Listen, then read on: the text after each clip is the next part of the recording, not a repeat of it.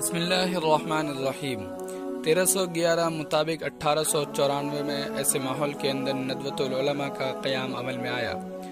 جب ہندوستان پر انگریزوں کی حکومت قائم ہو چکی تھی اور عیسائی مشنریاں آزادانہ طور پر مسیحیت کی دعوت دے رہی تھی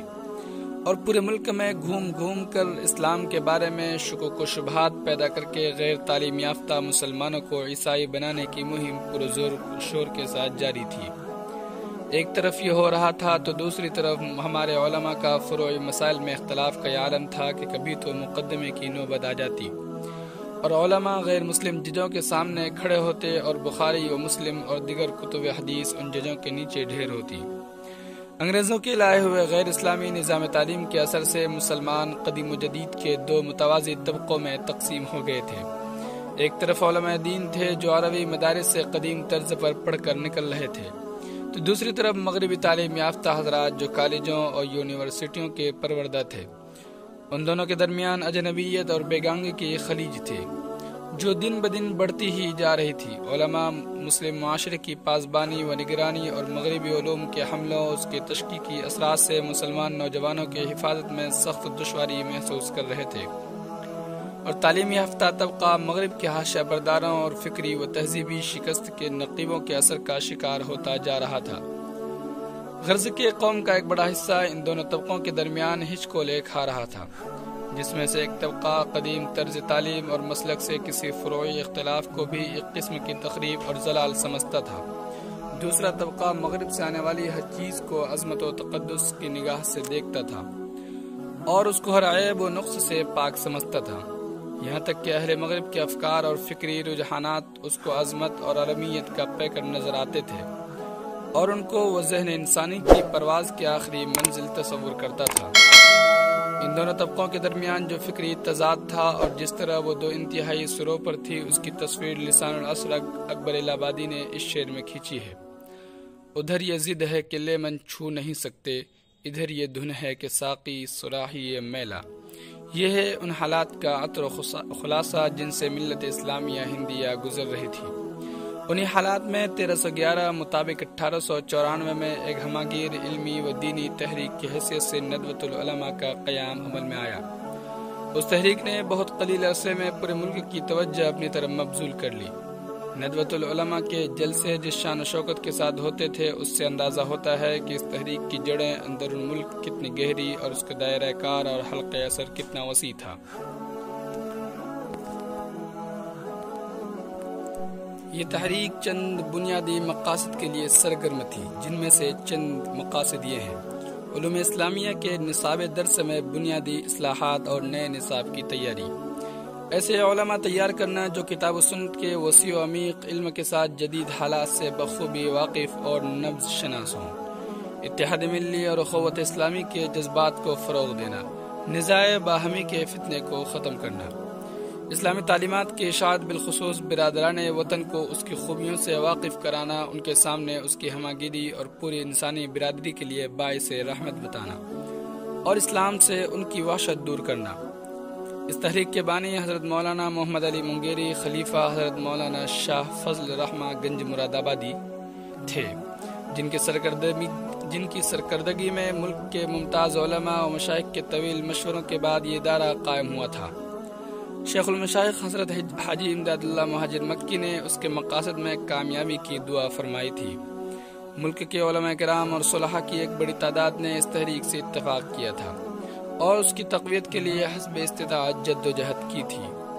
ندوۃ العلماء کے مقاصد کی ترویج و اشاعت کرنے والے ملک کے مشہور علماء یہ تھے: استاد العلماء مولانا لطف اللہ علی گڑھی، علامہ شبلی نعمانی، مولانا الطاف حسین حالی، مولانا عبدالحق حقانی، مولانا عبداللہ انصاری، مولانا سید محمد شاہ محدث رامپوری،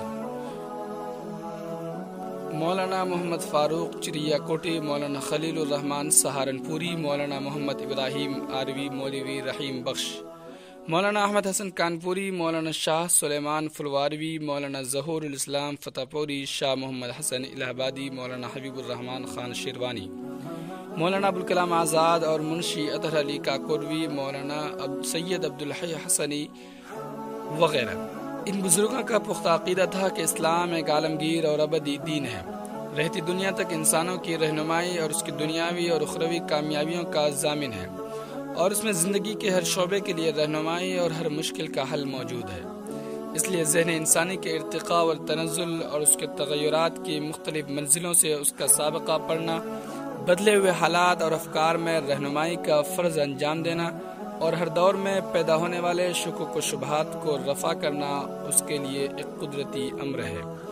ایسے جامع ہماگیر اور جاویدہ دین کے لیے داعی اور اس کی تفہیم و تبلیغ کرنے والے افراد پیدا کرنے کے لیے ایسا نظام اور نصاب تعلیم مرتب کیا جانا چاہیے جس کا دائرہ برابر وسیع ہوتا رہے،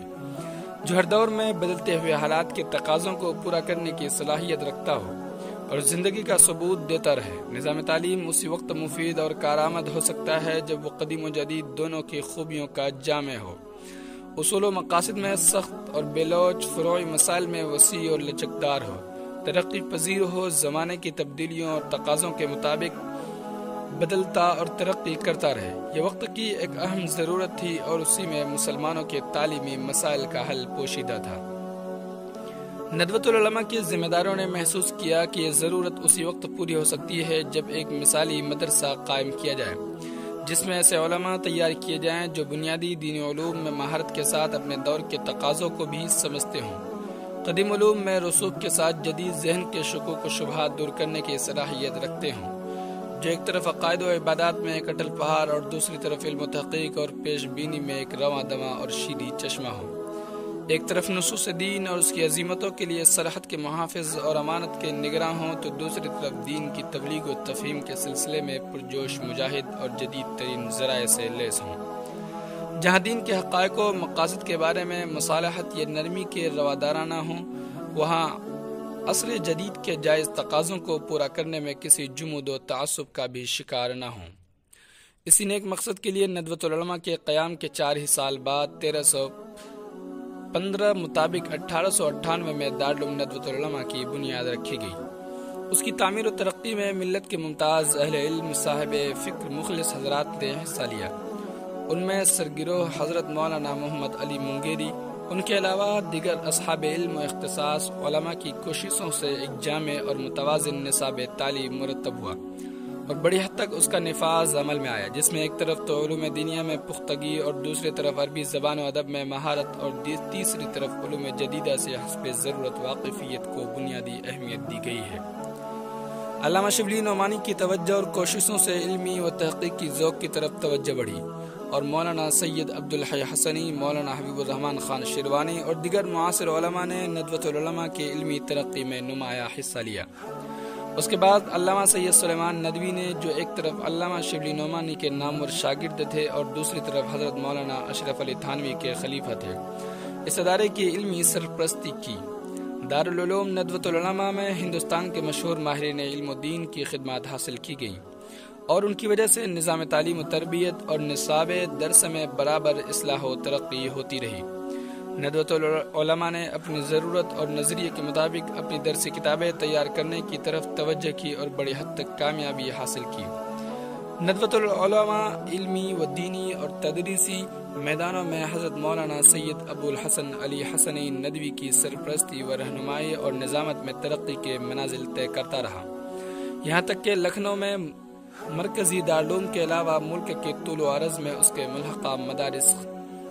خدمت علم و دین انجام دے رہے ہیں۔ اللہ کا شکر ہے کہ ندوۃ العلماء نے اپنی عمر کے 100 سال سے زائد کا عرصہ بخیر و خوبی پورا کر لیا ہے۔ اس 1 صدی کی مدت میں دارالعلوم ندوۃ العلماء نے بڑی اہم اور قیمتی دینی و علمی خدمات انجام دی،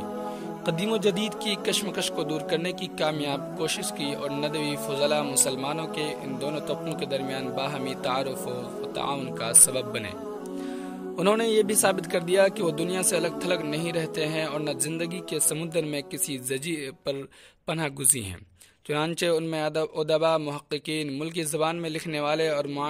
معاشرتی رہنما بھی ہوئے جو زندگی کی سرگرمیوں میں برابر شریک رہے۔ ان میں بعض ایسے بھی ہوئے جنہوں نے مسلمانوں کی نئی نسل کے لیے ایک پورا کتب خانہ تیار کر دیا اور تنہا و خدمت انجام دی جو ایک پوری اکیڈمی کا کام ہے۔ اندرون ملک کے علاوہ عالم اسلام کے مختلف ممالک میں اس کے فضلاء نے ملت کی علمی و دینی خدمات انجام دی اور اللہ کے فضل و کرم سے یہ سلسلہ روز افزوں ترقی پر ہے۔ ملک کے علمی اور زندگی کے اکثر شعبوں میں اس وقت ندوۃ العلماء کے فضلہ دینی و علمی امتیاز کے ساتھ پہچانے جاتے ہیں، اور بیرون ملک متعدد ممالک اسلامیہ میں اسلامی اداروں اور یونیورسٹیوں میں دینی و علمی خدمات انجام دے رہے ہیں۔ دارالعلوم ندوۃ العلماء پر امت اسلامیہ کے اعتماد اور اس کی توجہ روز بروز بڑھتی جا رہی ہے، چنانچہ ہندوستانی طلباء کی تعداد بہت بڑھ گئی ہے۔ ان کے علاوہ Indonesia, Malaysia, Nigeria, Thailand, جنوبی افریقہ، یوگنڈا، مصر اور بعض دوسرے ممالک کے طلباء بھی تعلیم و تربیت حاصل کر رہے ہیں، جن کی تعلیم مفت ہے، اور ان میں سے بیشتر طلباء کے قیام و طعام کے مصارف بھی دارالعلوم برداشت کرتا ہے۔